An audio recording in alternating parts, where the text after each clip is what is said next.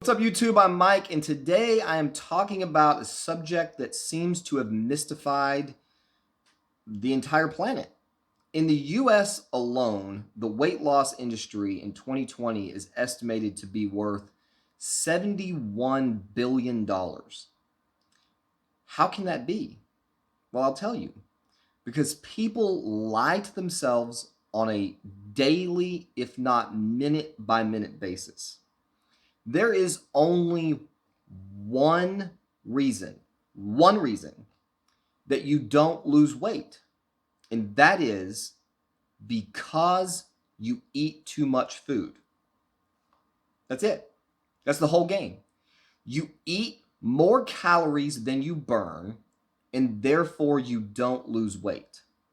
Somehow, that one simple fact has been demented into an entire industry of lies and misdirection to convince people that weight loss is complicated. And you can see the evidence of this every single day on Facebook.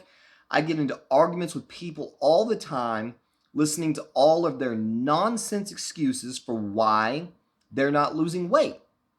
They say things like, I'm not on steroids, so I don't lose weight. I'm not a man, so I don't lose weight.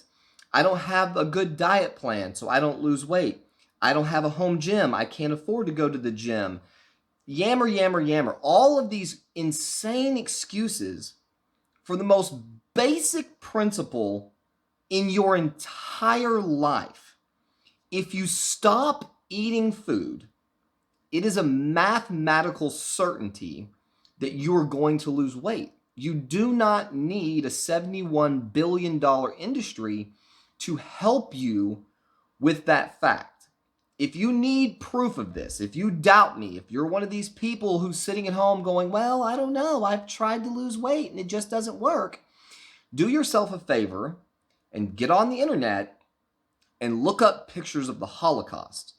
Look at the concentration camp victims in Nazi Germany, and you will notice that there are no fat people in any of those pictures.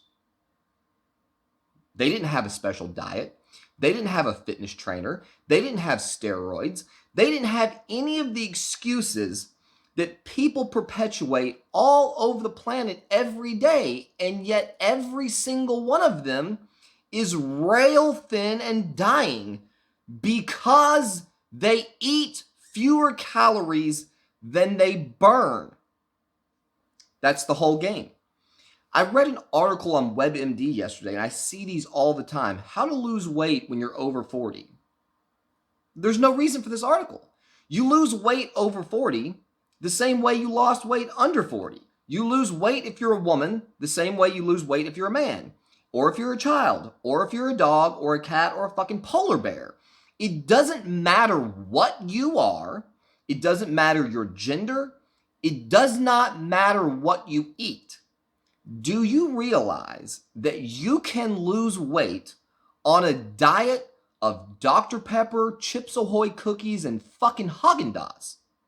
Yes, you can lose weight eating nothing but Chips Ahoy cookies all day long, so long as the total number of calories in the Chips Ahoy cookies that you eat are less than the number of calories that you burn.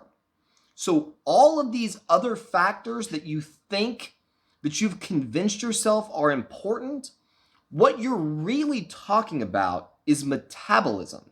It's not your ability to lose weight. So these loser guys that I see in the gym who are like, oh, that guy's way leaner than I am because he's on TRT. No, TRT doesn't cause you to lose weight. Testosterone does not cause you to lose weight. They do alter your metabolism, which means that you can eat more calories and still lose weight. This is the fundamental thing you have to understand. Every single person, every living thing on the entire planet has a certain metabolism, and that metabolism changes with a variety of factors.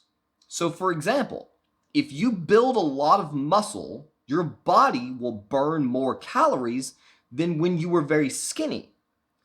That does not mean that it's easier or harder to lose weight. It just simply means that the number of calories your body burns in a given period is higher than the next guy. If you take a bunch of steroids, or if you happen to be a cheetah, for example, your metabolism is going to be very different than a grizzly bear. That does not mean that the way a cheetah goes about losing weight is different than the way a grizzly bear loses weight. If you eat less calories than you burn, you will lose weight until you die. That is true of every single person on the planet. So we don't need a $71 billion industry. Stop lying to yourself. Stop making up excuses. The reason you're not losing weight is that. But part of it is because it's hard. Losing weight is very difficult because it makes you feel like trash. It's not fun eating fewer calories than you burn, because when you do that, your body starts eating itself. You start burning up, breaking down fat cells and using the energy contained inside them. One thing to consider is that typically these fat cells don't just disappear. You sort of suck the juice out of the center of them. Most of the fat cell still stays there. That's a whole other video. But the reality is that if you eat fewer calories than you burn, you will lose weight. So at this point, I'm beginning to sound like a broken record, but it's worthy to drive home the point because it seems to be so easily missed. So you may notice the terrible mood I'm in right now, and that's another side effect of losing weight. As I said, the real difficulty is that it's difficult. It does not feel good to be in a calorie deficit. And one of the things you have to watch out for that will catch you up, that will convince you that what I'm telling you is a lie, or that your diet is broken, or any number of defeatist ideas. As I mentioned before, your metabolism is variable. So if you start out at, say, 200 pounds and 20% body fat, 30% body fat, and you find out that you're burning, let's just say, 3,000 calories a day. So you lower your calories to 2,500 calories a day, and you start losing weight. As you lose weight, as you burn off body fat and muscle mass, which will happen, then your basal metabolic rate is going to decrease. So you can't just lower your calories to 2,500 and go, okay, sweet, now I'm going to lose weight forever. It doesn't work that way. As you lose weight, your calories have to come down too. And so you're constantly playing catch up with your own metabolism. You have to be constantly outpacing it. So if you hit a plateau, if you get to a point where you stop losing weight, that means that the number of calories that you're ingesting is your new basal metabolic rate. So if you continue eating those calories, you're going to stay right where you are, give or take a little bit. So if you hit a plateau, you have to lower your calories again. And you have to continue lowering your calories until you get to the body fat percentage or to the physique that you're looking for.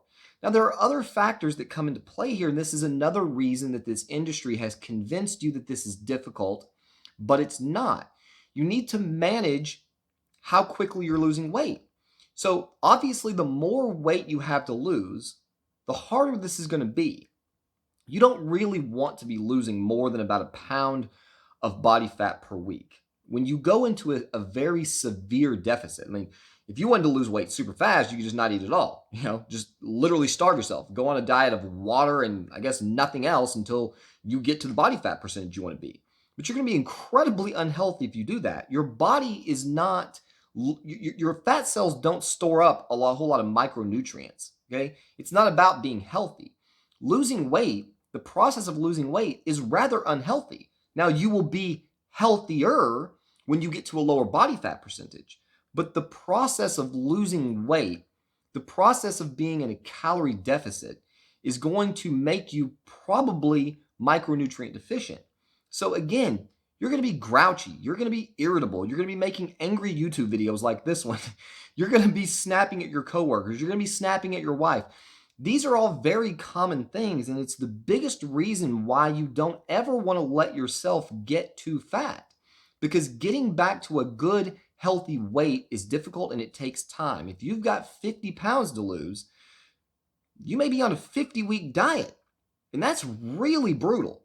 So another thing you can do is stair-step your diet. Go on a diet, come down 10 pounds, and then go on a cruise. Maintain that new body weight for a little while. Let your hormones rebound. Let your mood rebound. Try to save your job because you pissed off all your coworkers, and then come down again. But at the end of the day, I'm going to say it one more time, I promise. If you eat fewer calories than you burn, you will lose weight. You just have to figure out how many calories that is, and the scale will tell you. So when you get to a point where you're no longer losing weight, lower the calories more until you start losing again, shooting for about a pound a week. If you follow these very simple, basic principles, you will achieve the body mass index or the body fat percentage or the physique that you are looking for if you can stay dedicated to the suffering. And that is what you need to understand when you sign up for this. Any diet plan, any coach, any person on the planet that goes, oh, I've got a really great, easy diet for you to follow. They are lying to you. There is no such thing as an easy diet. It is not easy starving yourself to death. It's not fun. It's not easy. It's not intended to be. Your body's not supposed to be enjoying eating itself. This is a challenge. It's a struggle. It takes a lot of determination. But if you do it, if you survive it, you will be healthier and happier for it. So that's it. Rant over. If you want any advice on foods that you can eat, like I said, it does not matter what you eat. But if you do have any questions related to burning body fat, maintaining muscle mass, anything related to this, please leave those questions, thoughts, comments in the comment section below. I'm happy to respond to those. And we'll see you on the next one.